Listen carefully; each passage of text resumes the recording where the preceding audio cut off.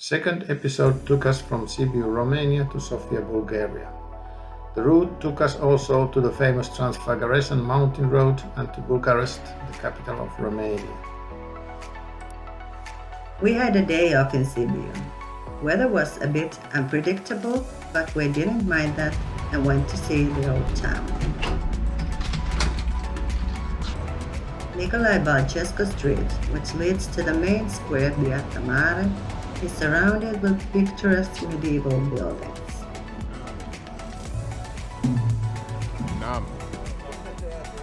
Buildings in the square are protected and square itself worth visiting. We wanted to look that square from above and try to climb to the council tower. Unfortunately, they required cash, which we didn't have with us. One of the most important symbols of the city is the Bridge of Lies. Bridge itself looks very modest, but the name comes from German language and synonymous word for lying.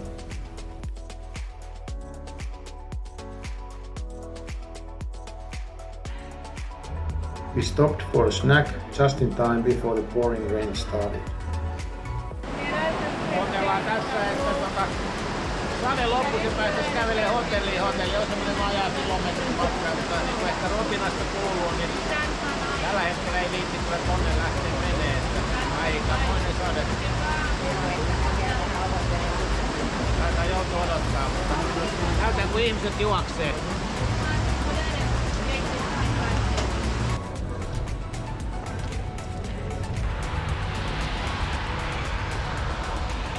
There was thunderstorm in the evening, so we decided to have the dinner in the hotel.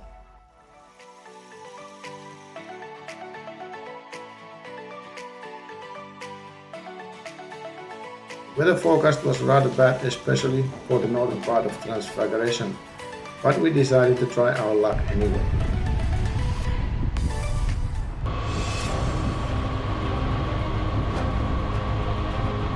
Road to Transfägäräsan from the north was really enjoyable with its curves. Tarmac was in good condition, especially at the first part of the road.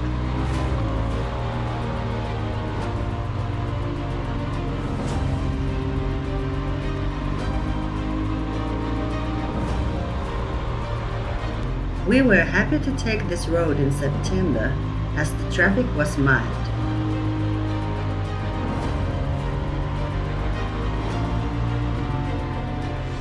Views improved a lot as we got out from the forest. Due to cloudy and drizzling weather, the temperature also dropped.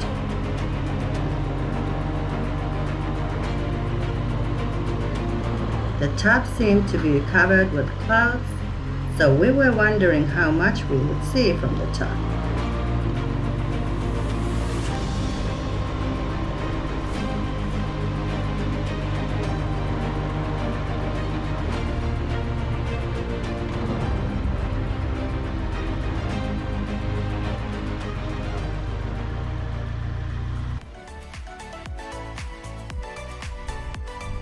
Beautiful but a little foggy. Yeah, clouds are pretty low, but they say that on the other side it's really totally sunny. So let's see. We will continue over there. But anyway, it looks pretty nice here also. Views are great, and at least we made it here.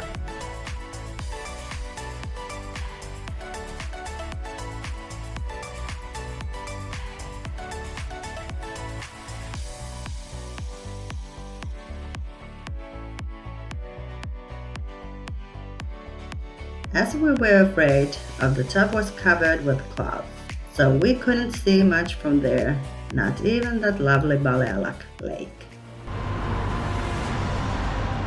We knew that on the other side of the mountain it would be sunny, so we headed there. Temperature rose over 10 degrees immediately after the tunnel, and it seemed like a completely different place.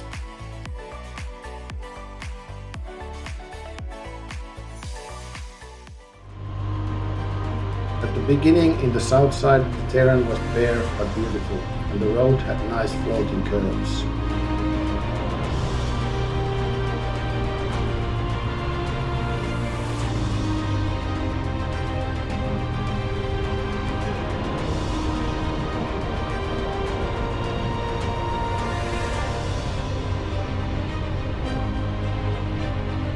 On the south side, the road was not as good as in the north, and we had to adapt the speed accordingly, not to hit any holes too hard.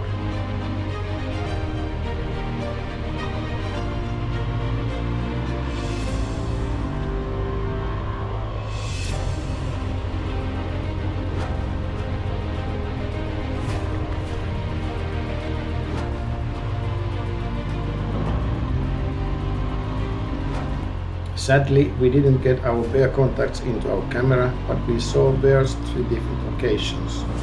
It was a bit strange to us as we got bear warnings to our mobile phone and also same time saw that people stopped their cars and bikes when there was bears beside the road. They even fed those bears, which to us was a bit contradictory.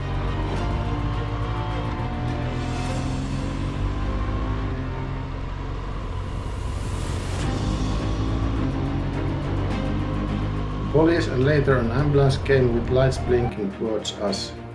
Could it be that someone was a bit too friendly with the bear?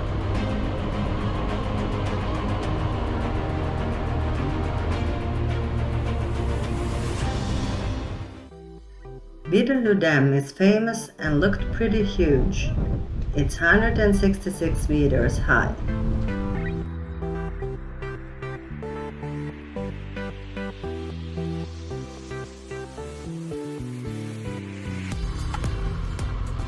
Soon after the dam, there is a nice and cozy restaurant where we had our late lunch.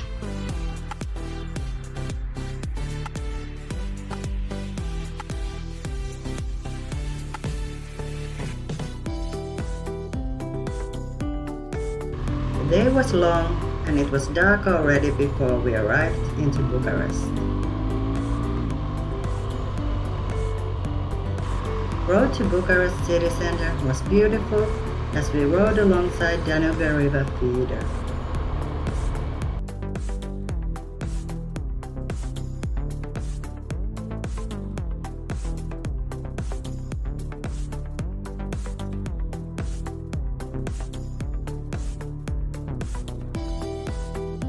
In Bucharest we had another day off and used it to walk around the city center. The road that led to the Palace of Parliament, which was ordered by Nicolae Ceausescu, was dashing with all its fountains.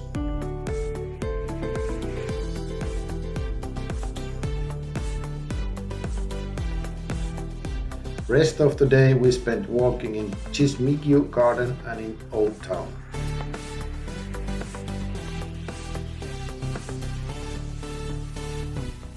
We could easily have spent much more time in there, so it's obvious that in the evening we went back to the Old Town to have dinner.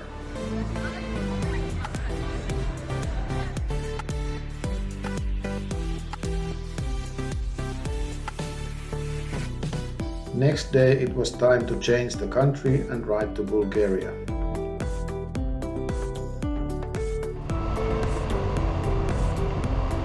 Route took us across Danube River. Google Maps advised us to take route which took us to ferry crossing. To our surprise, the ferry operated only 3 times a day, which meant us 3.5 hours wait. Luckily, schedules are flexible and somewhat based on demand, so we had to wait only 2.5 hours in the end.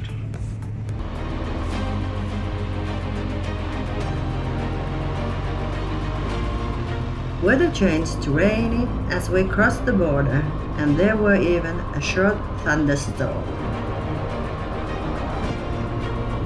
Sofia is situated beside Vitosha mountain and it looked really majestic when covered by clouds as we approached the city.